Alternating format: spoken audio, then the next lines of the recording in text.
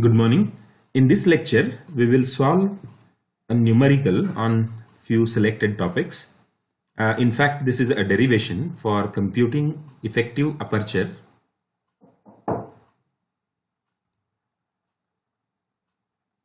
which is AE and directivity D of a short dipole antenna. So in this we are finding first AE, and from AE we are going to compute the directivity. A short dipole antenna of length L is placed in the free space and it is receiving the field from negative x direction. So this is the direction of incident wave and this is the current flowing through the dipole. We consider the length of the dipole L in y direction and this is z direction. So this is a short dipole. In topic number 5, a video on effective height of an antenna, we have studied that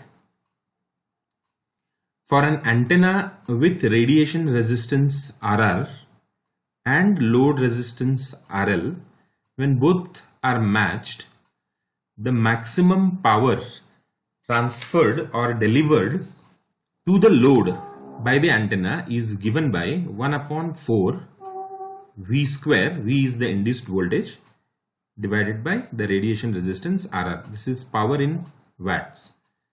I have explained particularly why this term 1/4 comes with the help of equation by considering maximum power transfer.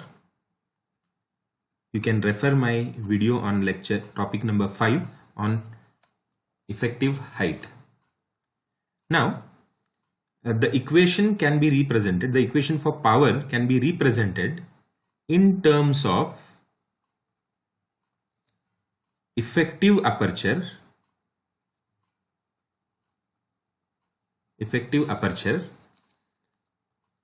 power radiated by the antenna is the power density or Poynting vector through the given effective aperture. Effective aperture is the area of an antenna through which the actual radiation happens. So this power term can be represented as a product of S into AE. S is the same power density, which is 1/4 V square by RR. So we can say the power radiated by the antenna is the Poynting vector through the given effective area. Now from this equation we can represent this AE as the maximum effective aperture by dividing or by taking this S term on the right hand side as V square divided by 4S RR. So this is equation number 3 and this is equation number 2. Now from the definition of effective height, which is defined as H is equal to the induced voltage to the applied electric field, the height of the antenna in our case is nothing but the length of the antenna. So we modify this equation, which is H is equal to V upon E, as L is equal to V upon E. Therefore we get V is equal to L into E. This is our equation number 4. So this is the length. Length is nothing but the height of the antenna and it is defined as ratio of V to E. Now I'm going to write one equation for the radiation resistance. You can see we are trying to find out all the terms in this equation. We first computed V, which is L into E. Now we are trying to define RR. Now the radiation resistance of short dipole, we are going to derive this equation in unit number 5. So let's write the radiation resistance equation now directly. The derivation will be studied later as AT pi square L square divided by lambda square into I average divided by I naught square. This is the average current and this is the peak current through the short dipole. L is the length of the short dipole antenna and it is 80 pi square L square divided by lambda square into this. If we assume average value through the short dipole is equal to its peak value, then this equation modifies to only this term, because the ratio of I average to I naught becomes 1.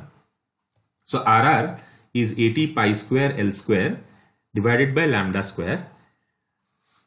V is L into E. The maximum effective aperture is V square divided by 4S RR. Okay, there is one more term which we have not defined in the previous equation, which is S, and that is pointing vector. So a pointing vector, which is power density of the incident wave at the short dipole, is related to the field intensity E as E square by Z naught, where Z naught is the intrinsic impedance of free space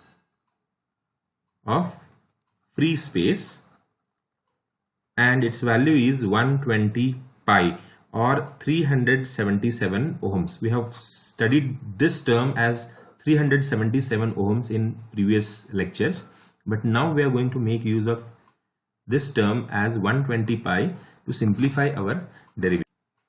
So now I write the equation for AEM from equation number 3. I write it once again, V square divided by 4S RR, and the terms we have computed are V is equal to E into L, S is equal to E square by Z naught, and radiation resistance of short dipole is 80 pi square L square divided by lambda square. So let's substitute all these terms in this equation and simplify.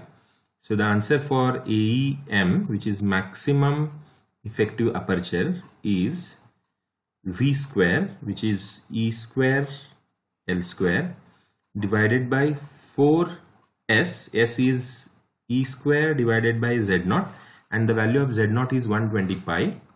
So it is 120 pi. Z naught is 120 pi into RR. RR is 80 pi square L square divided by lambda square. When we simplify this equation, we get this 125 will go in the numerator, 120 pi E square L square, and this lambda square also will go to the numerator, whole divided by 4 into 80, which is 320 pi square L square, this term L square, and E square. Now we can see all the terms which we can cancel. E square cancels. We can cancel pi, sorry, this is pi square, so we cancel pi and 1 pi will remain in the denominator. Then we can cancel L square, and here we will get 3 and 4. So the answer would be now 3 divided by 8 pi lambda square. If you compute this value, 3 divided by 8 pi, it is 0.119 lambda square. So the maximum effective area through which a short dipole antenna receives the power is 0.119 lambda square. This is one term we have computed. Now if you refer my video on directivity from effective aperture, you will find the formula for directivity. D equal to 4 pi by lambda square into AE max. You may find the equation as AE only, but we are now taking the maximum effective aperture. So if we do the substitution of 4 pi into this value, which is 0.119 lambda square divided by lambda square, the directivity value we get, lambda square cancels, 4 pi into 0.119 becomes 1.5. This is a very interesting point to note, that the directivity of short dipole 1.5 and directivity of isotropic radiator 1 indicates that the short dipole radiates 50% more power in the given direction compared to the isotropic radiator. So in the next video, we will discuss the very similar procedure of finding the maximum effective aperture and directivity of lambda by 2 dipole antenna. Thank you.